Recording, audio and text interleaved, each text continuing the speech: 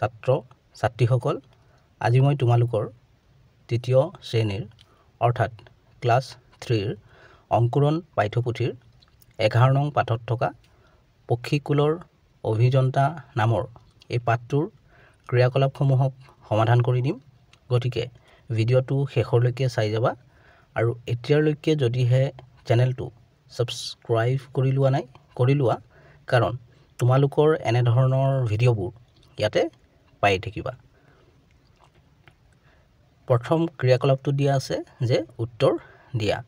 ক টুকুৰা চৰাই দেখিবলৈ কেনেকুৱা? এই উত্তৰত তোমালোকে লিখিবা টুকুৰা চৰাই দেখিবলৈ আকাৰত সৰু, বুকুৰ উমাল, পাখিবোৰ ৰংচঙীয়া, ডেউকাৰ আগচোৱা হালধি বুলোৱা, ঠোঁট আৰু চকুৰ মণি বাদামী ৰঙৰ। হয়তো দিয়া আছিল টুকুৰা চৰায়ে কিহেৰে বাহ সাজে? ইয়াৰ উত্তৰত তোমালোকে লিখিবা টুকুৰা চৰায়ে গছৰ দীঘল দীঘল পাতবোৰৰ পৰা বাহ সজা আঁহ উলিয়াই লয়, তাৰ পিছত সেই আঁহবোৰ গুঠি বাহ সাজে। গটো দিয়া আছিল টুকুৰা চৰাইৰ বাহটো দেখিবলৈ কেনেকুৱা? ইয়াৰ উত্তৰত তোমালোকে লিখিবা টুকুৰা চৰাইৰ বাহটো দেখিবলৈ গছত ওলমি থকা টেকেলিৰ দৰে, বাহৰ গুৰি অংশটো ঠেক, মাজৰ অংশ বহল আৰু তলৰ অংশটো ক্ৰমে চিয়া। ঘটো দিয়া আছিল কি গছত টুকুৰা চৰায়ে বাহ সাজে? ইয়াৰ উত্তৰ তোমালোকে লিখিবা খেজুৰ, নাৰিকল, তামোল, তাল আদি ওখ গছত টুকুৰা চৰায়ে বাহ সাজে। অঙটো দিয়া আছিল টুকুৰা চৰায়ে কি খায়?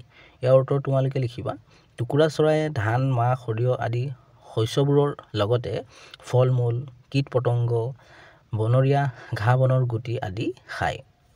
প্ৰথম চটোত দিয়া আছিল টুকুৰাৰ বাহটো কিয় বতাহ বৰষুণে অনিষ্ট কৰিব নোৱাৰে?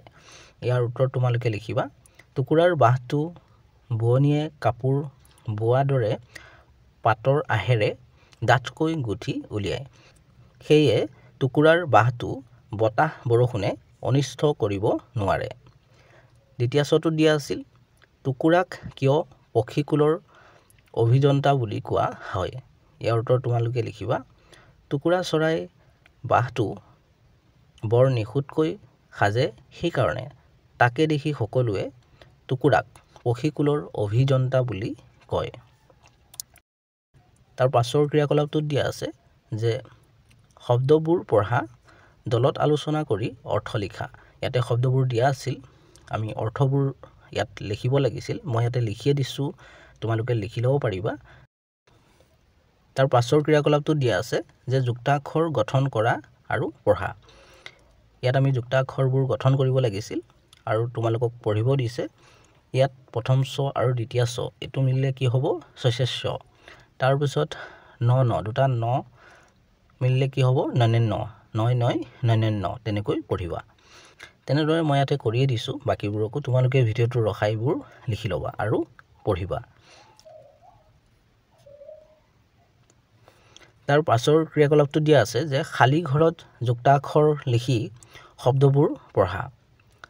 তো ইয়াতে খালী ৰখা আছিল কিছুমান ঘৰত, আমি ইয়াৰ পৰা এই যুক্তাক্ষৰবোৰ নি ইয়াতে লিখিব লাগিছিল, তাৰপিছত শব্দ গঠন কৰিব লাগিছিল। তো যেনেদৰে ইয়াতে হ'ব লাগে মই ইয়াতে কৰি দিছোঁ, তোমালোকে ভিডিঅ'টো ৰখাই লিখি ল'বা।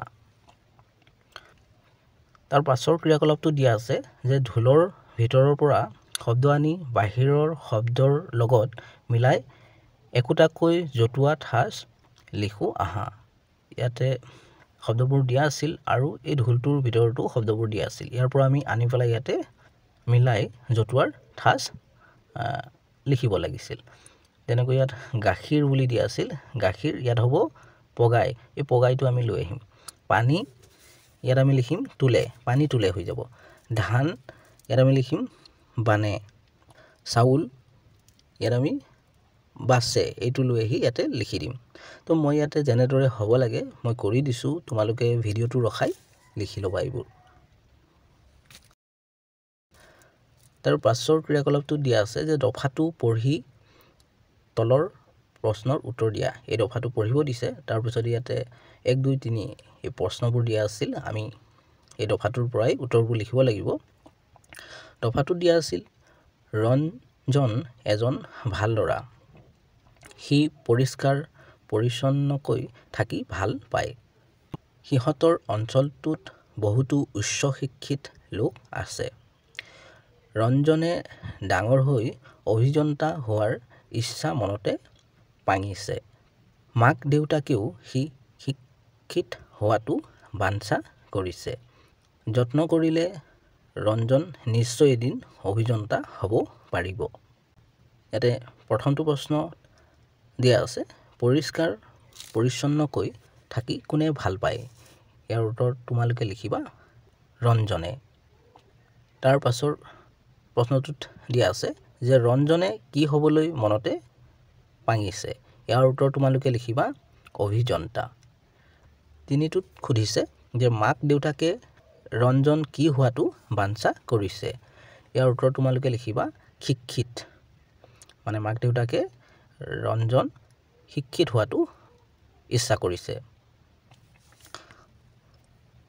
তাৰ পাছৰ ক্ৰিয়াকলাপটো দিয়া আছে কাক কি বোলে কওঁ আৰু লিখো আহা ইয়াতে ঢোল খোল ভাল কৰা লোক ইয়াত দিয়া আছিল বাদিয়াৰ বুলি ইয়াতে হটো দিয়া আছে কাপোৰ বোৱা লোক এটো হ'ব বুৱনী লোৰ সামগ্ৰী তৈয়াৰ কৰা লোক এটো হ'ব কমাৰ মাটিৰ বাচন তৈয়াৰ কৰা লোক কুমাৰ তো মই ইয়াতে লিখি দিছোঁ তোমালোকে ভিডিঅ'টো ৰখাই লিখি ল'বা এইবোৰ মই কোন কোৱা ইয়াতে কটো দিয়া আছে মই শুৱালাকৈ মাত মাতো বসন্তকালত দেখা দিওঁ কাউৰীৰ বাহত কণী পাৰো মোৰ নাম ইয়াত লিখিবা কুলি হটো দিয়া আছে মোৰ ঠোঁটটো ৰঙা গাটো সেউজীয়া শিকালে মানুহৰ দৰে কথা ক'ব পাৰো মোৰ নাম ইয়াত লিখিবা ভাটু ঠিক তেনেদৰে ইপিনে গ ঘ দিয়া আছে মোৰ গোটেই গাটো বগা ঠেং দুখন দীঘল মই খাল বিলত মাছ বিচাৰি ফুৰো মোৰ নাম ইয়াত লিখিবা বগলী হটো দিয়া আছে মোৰ গোটেই গাটো নীলা বুকুখন ৰঙা হালধীয়া আৰু দীঘল ঠোঁটেৰে মই ওপৰৰ পৰা জপিয়াই পানীত মাছ ধৰি খাওঁ মোৰ নাম ইয়াত লিখিবা মাছৰুকা তাৰ পাছৰ ক্ৰিয়াকলাপটোত দিয়া আছে যে তোমাৰ কেতিয়াবা চৰাই হ'বলৈ মন যায়নে কি চৰাই হ'বলৈ মন যায় আৰু কিয় আৰু কি চৰাইনো হ'বলৈ মন যায় আৰু কিয় যায় চৰাই হ'বলৈ মন তো সেইটো তোমালোকক সুধিলে তোমালোকে ক'বা তাৰ পাছৰ ক্ৰিয়াকলাপটো দিয়া আছে যে আঁচনা যুক্তাক্ষৰ লৈ নিজাকৈ শব্দ সাজি লিখা ইয়াৰ ব্ৰেকেটত দিয়া আছে যে পাঠটোত থকা শব্দ বাদ দি আমি পাঠটো পঢ়োতে যিবোৰ শব্দ পাইছোঁ তাতে এইবোৰ যুক্তাক্ষৰো আছে সেই শব্দবোৰক বাদ দি পেলাই ইয়াতে দেখা পাইছাই তলত আস্তনা আছে তো ইয়াৰ পৰা আমি শব্দবোৰ গঠন কৰিব লাগে তো মই ইয়াতে কৰিয়ে দিছোঁ তোমালোকে লিখি ল'ব পাৰিবা